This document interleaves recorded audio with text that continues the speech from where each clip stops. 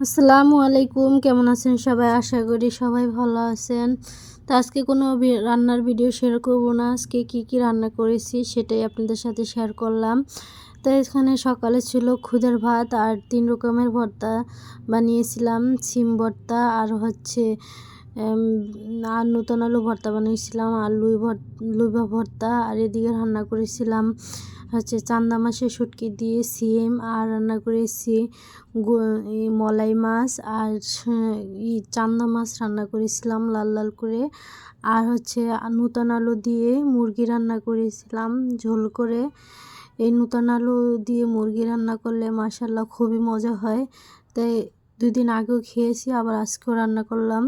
আর এদিকে বিকালের জন্য কফি রান্না করেছিলাম, ফুলকপি রুই মাছ দিয়ে রান্না করে কষিয়ে রেখেছিলাম। রাত্রে শুধু ঝোল দেব, কারণ আমাদের এদিকে গ্যাস থাকে না। আর সন্ধ্যার পরে হচ্ছে বাহিরে বের হয়েছিলাম।